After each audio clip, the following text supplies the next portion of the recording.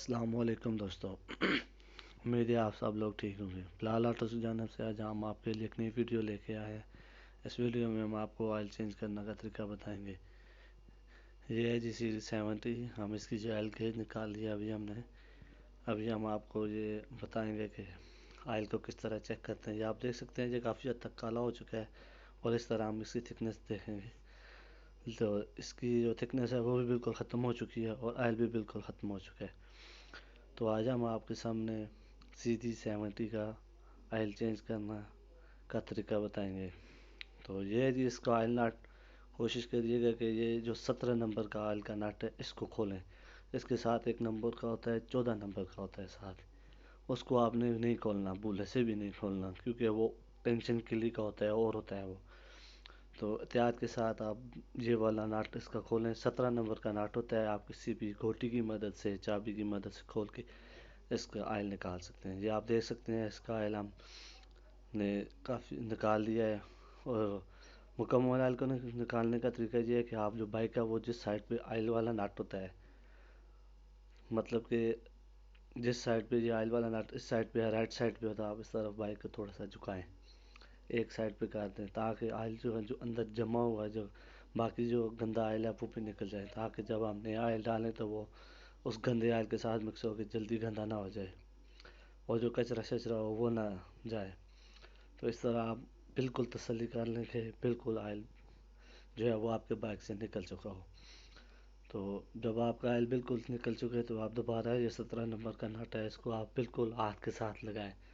کیونکہ اس سے ایک تو یہ ہے کہ آسانی کے ساتھ نٹ بھی لگ جاتا ہے، اور یہ بھی پتہ چل جاتا ہے کہ ہاں بھائی چوڑی بالکل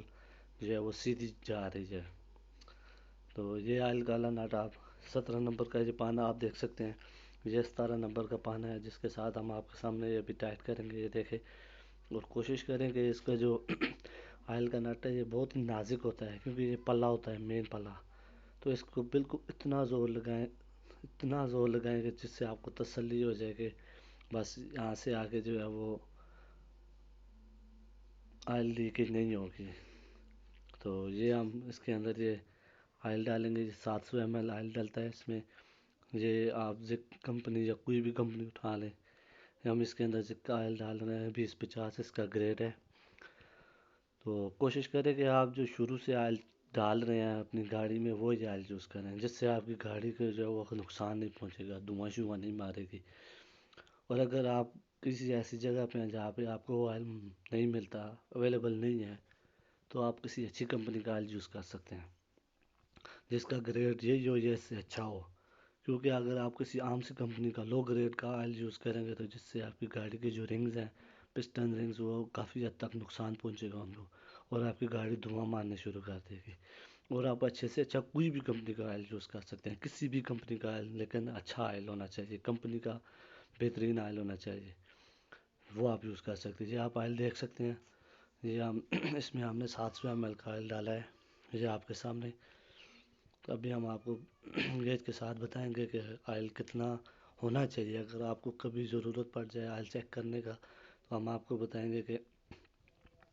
آئل کتنا ہونا چاہیے گاڑی میں، کم از کم آئل۔ یہ آئل گیج ہے، یہ آپ دیکھ سکتے ہیں، جب بھی ہم آپ کے سامنے یہ گیج،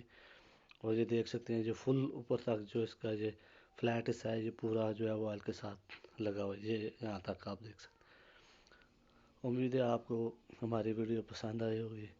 ہماری ویڈیوز